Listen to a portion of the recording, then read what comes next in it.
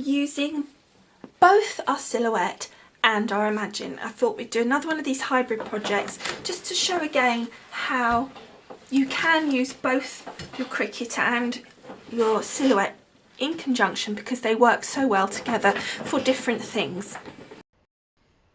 Okay, well, I've shown in more detail how you actually do a sketch on the silhouette. So if you look, I'll put the link to that previous video in the box below, but I thought I'd just quickly show you what I did. And I literally just took a sketch that I purchased from the silhouette store, and I've just got a few here, and it was this lovely typewriter.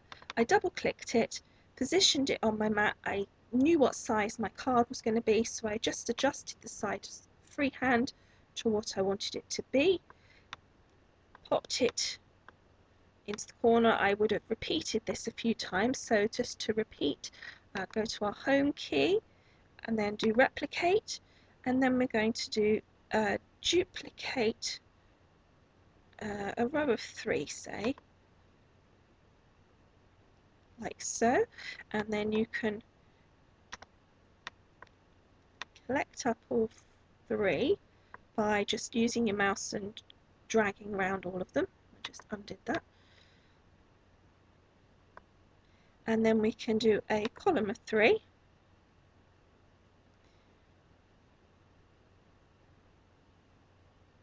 Like so. And this, I mean, obviously that's 9. I think I did about 6 cards that I printed and cut in the end, but you can then space those out a bit more, but it just saves you sort of copy paste, so that's a lot simpler.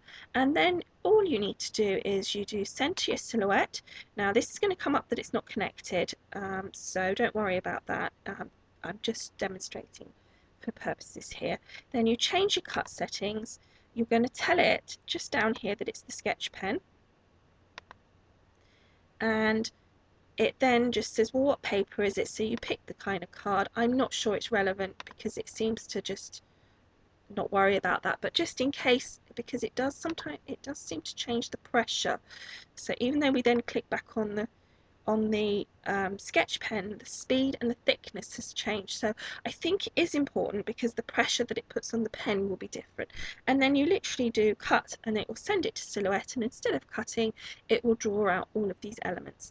Now for what I did in this card, I spaced these out a bit because I wanted to have space around each of them to make my little toppers.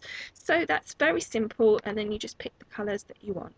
Okay, now that is using the black pen, and it's done at approximately 2.5 inches across, which works out I think about 3 inches high, but it's only approximate. I kind of just gauged what I needed for the page. First thing I want to do is take some brown ink, and I've just got some Versamagic Jumbo Java chalk ink, and I've got a makeup sponge,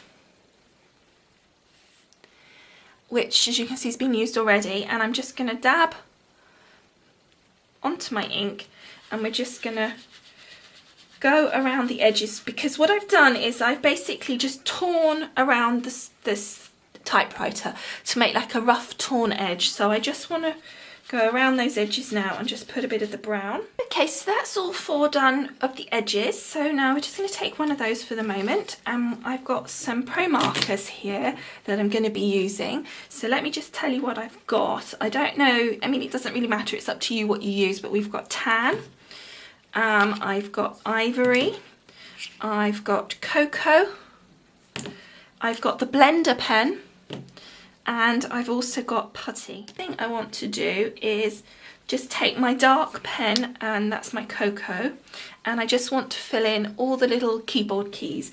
So literally all I'm going to do is go one way then the other, just to create like a circle, because I almost don't want it perfect. It wants to look, if you do that, it looks kind of too perfect. I want to just give that a look,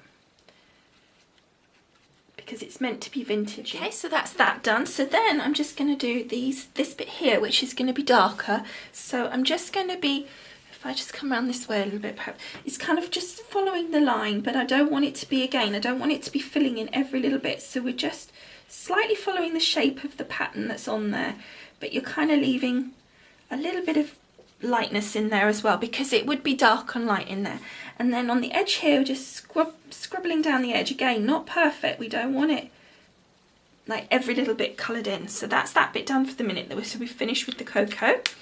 So then the next thing I want is, I think, yeah, is my tan. So I've just tested that on the edge, and I'm going to go around all the edges here, all these darker these edge lines here in my tan. Okay, so that's that bit done. I'll just say, do each colour on all four as I go along, because I want these to be the same, roughly. It's easier. Okay, so the next thing that we need to do on this one is take my putty colour, which is a slightly sort of darker colour, and I just want to add some highlighting to these bits that I've done, or shadowing I should say, to these bits that I've done already on some of these, so just kind of where I think it needs it really. Then also just around the edge here of this paper, I'm just going to take the putty very lightly around the edge of the paper, and then straight away, so we're not going on to the next picture yet, I'm going to take my ivory and I'm just going to gently colour kind of one side of the paper, sort of the edges of the paper. I'm not going right into the middle. And then again, putting that one down, and straight away going to my blender pen. I'm taking my blender pen and I'm using that, and I'm going across the whole lot. Okay, so you can just see there, hopefully, where it's got the colour a little bit around the edge. It's very subtle, and you can see where you've got a little bit of the shading just here. I'm hoping you can pick that up on the camera. So that's this one almost done. So we're now going to just do the same as I've just done on the other three. So that's that all coloured in. So now we just want to take some of the white off the inside part of our typewriter. So all I'm going to do is take my sponge that's already got ink on it, and I'm just going to very lightly rub over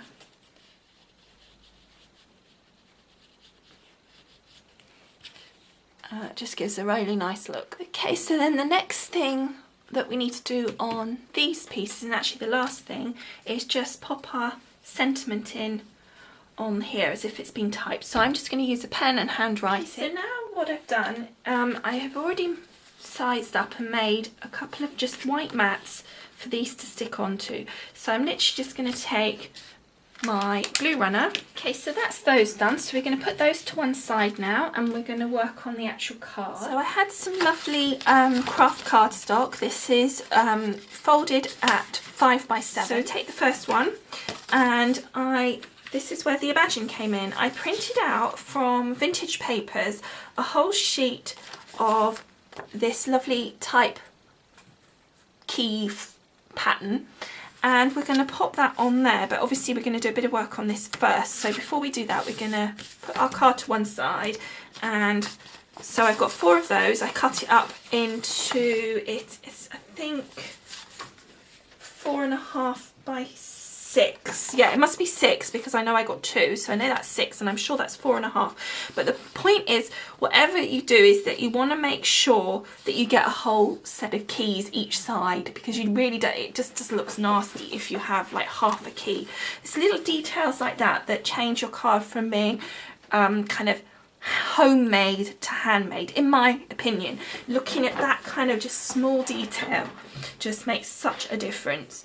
Okay, so taking this, just to say, on my previous card that I did, I actually didn't do a full sheet.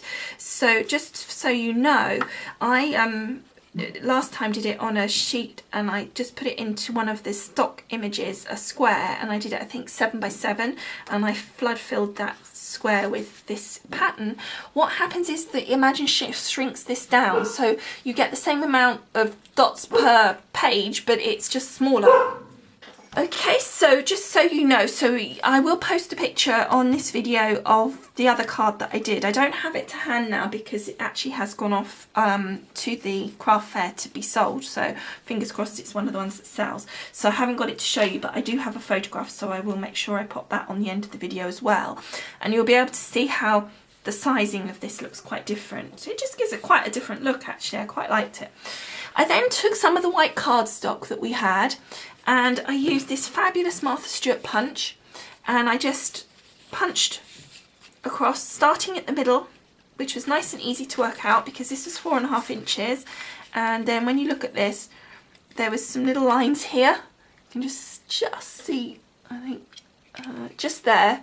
Well, if you lined it up when it was 4.5 inches, it lined up perfectly both sides, so you know it was central. So you then know, again, details, just small little details that make the difference. You then know that the pattern that you get is going to be the same finish each end. What I can't stand is that you start at this end and you go across and you start with a whole one of these and you end up with a half one. I think that just looks, again, I just don't think it looks finished and kind of, it looks more handmade than, it looks more homemade than handmade in my opinion. And so I'm just sort of giving my opinion of hints and tips that will, again, in my opinion, just elevate the card. We need to pop that on the end here. So we need one of our cards just to get an idea of roughly the position that we need that to be. Again, just to be sure, because again, another small detail, when you're placing your mats, you want to be sure, obviously ignore this side because we know we're putting something there, but we want to be sure that the top and the bottom are obviously the same because you've measured it and you want those gaps to be equal. But you also want this third, this side also to be equal. So when you position it, you want all those three sides, unless you're doing a design feature like here, you might be doing this side, if you haven't put that on, you might just leave it like that and put a bit of, just leave it as a design feature or punch this edge or whatever. But generally try and keep these even. So that's where I want that, which means if I slide that in there, it's pretty much at the edge of that white. So when we stick that down, we know roughly where to put it. So I'm going to turn this over. I'm going to put a piece of adhesive on the edge, this far edge of my mat. This means that when I stick that down, that we know that edge will be stuck down and we don't have to put adhesive down on this edge. If we put adhesive here, we might get it in the wrong position because we might think, oh crumbs, we shouldn't have put it quite as far over. So if you put it on this edge, you know that it's always you're not going to have adhesive in the wrong place on here. And then I put adhesive on this edge, which means I know that this side will be stuck down here. Okay. Again, just another one of those little hints and tips, and I'm sure most of you know it, but I'm just thinking, there might be some people out there that are a bit more new to crafting, so just giving a few hints and tips for those people. Okay, so then just looking from above and then just lining it up. And actually, I'll tell you what I am going to do. Get rid of this white piece of paper, because trying to line out white on the white just wasn't working. And if you remember, it was just a very small margin of the white paper just showing here.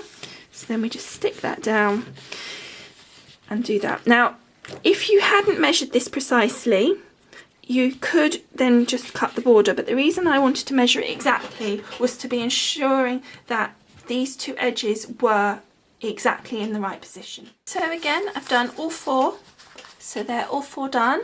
So now taking our first one again, the next thing I want to do is put some twine around. Well, actually this is crochet thread. It's just some really, really nice crochet thread. So I'm just going to wrap that round. So 1, 2, plus a bit.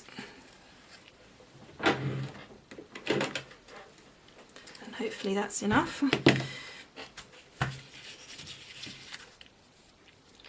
And I want my bow sort of towards the bottom, so just wrap that round a couple of times.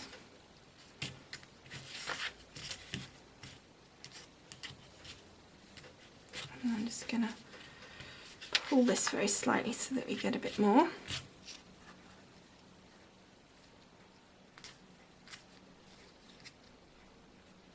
And then when we do our knot like that, on that turn there, I'm actually going to then put that piece just underneath there as well. So when I knot it around the second piece, and that then kind of gives that, it draws those two threads in together, which gives a really nice look. So I'll explain when I can just tie it at a very strange angle. So you've pulled it in there, so then when you pull these two threads apart, it makes that point in the center there, if that makes sense. Hopefully it does.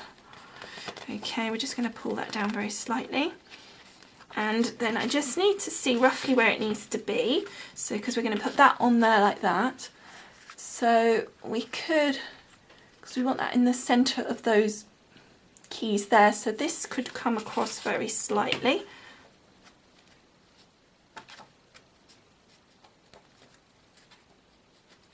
To about there. Okay, and then we're going to do a bow, and I'm just going to do, actually before I do a bow, I'm going to do a second knot. Now the reason I'm doing a second knot is sometimes when you do the first knot, the way that the ties are pointing mean your bow goes odd. It sort of points in the wrong direction, so sometimes doing that second knot readjusts that. Okay, so then we'll pull those down tight.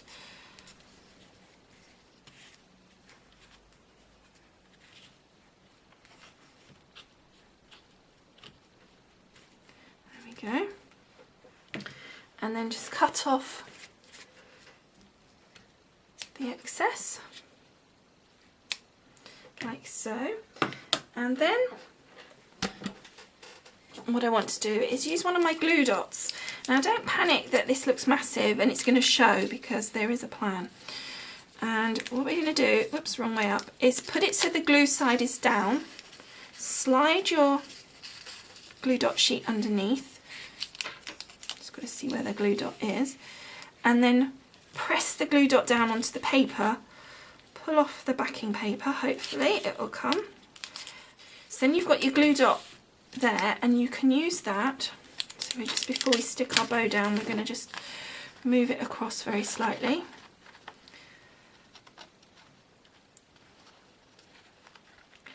And that will not only stick the centre of our bow down, it also sticks our little actual bow parts down. But don't worry, at the moment that's still sticky, but don't worry about that. Also, by the way, it sticks, if you're careful and do it, you can actually get it to stick these pieces, the start of them, so they kind of stay in the right position. But we're going to cover that shortly, so don't worry about that being sticky at the moment. That will come to that bit in a minute. So I'm just going to do the others, and then we'll come back and do the next thing. Okay, so that's all four done. So now the next thing I want to do is obviously sort out about that glue dot that's showing. So what I want to do is use some glitter, and also use some glitter on the actual edges of this mat as well, and on the white bit. So the first thing I'm going to do is cover the glue dot with the glitter, get that sorted. So I've got a little box of glitter here, so it's nice and simple, no mess hopefully, and we'll just use my little spoon, just pop that over the top, and then you can see it's all glittery on the glue dot, so it looks really pretty on that area. So then I'm just going to run my glue pen down the edge of each side. We're going to do one side at a time, because that, otherwise the glue pen, I think, does kind of dries off too fast. And then just dip that edge into our little pot, and hopefully you can see there a lovely glittery edge. So then I'm going to do that on all three sides. Okay, so then the next thing that I want to do with regard to the glitter is just to take my glue pen and just run it over our punched edge here. And again, but with this one we're going to be a bit more gentle. We can't just dip it, oh we can, I was going to say we can't just dip it in, but it seems to be okay. And then just tap it off, and there you can hopefully, okay, so you've got sparkle all around the edge, and it's quite subtle, which is nice, I think. Okay, so the next thing I need to do is just pop these onto the front of my card. So if we take my card, I just turn this over, put a bit of glue tape pen on it.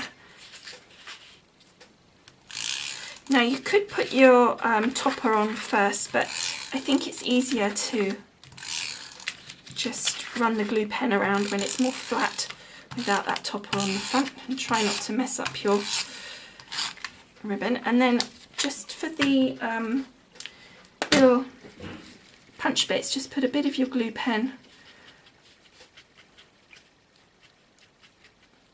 on that so that that sticks down as well. I mean, if you're not bothered about that, that's fine.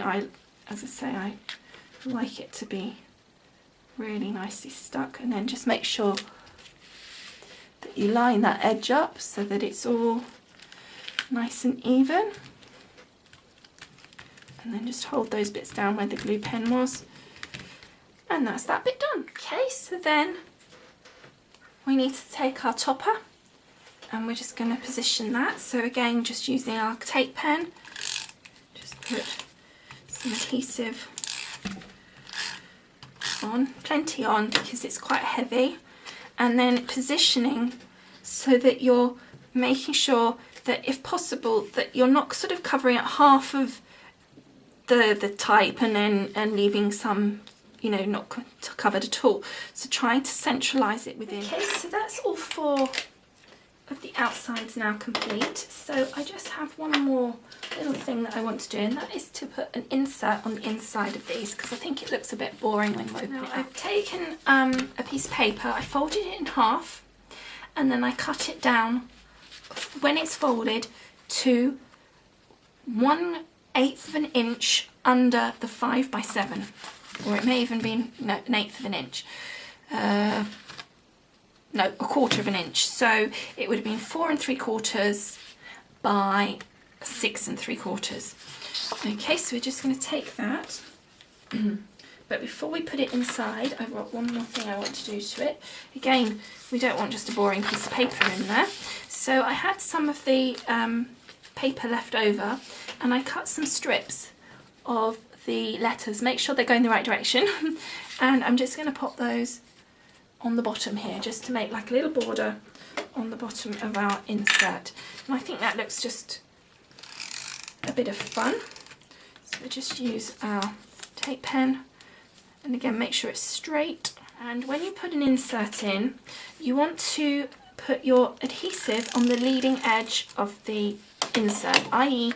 the edge that will get pulled up as you open the card. So if you're opening the card like that, you want the adhesive on this side rather than the back, because otherwise what happens is you open it and the insert stays closed, which isn't really what you want.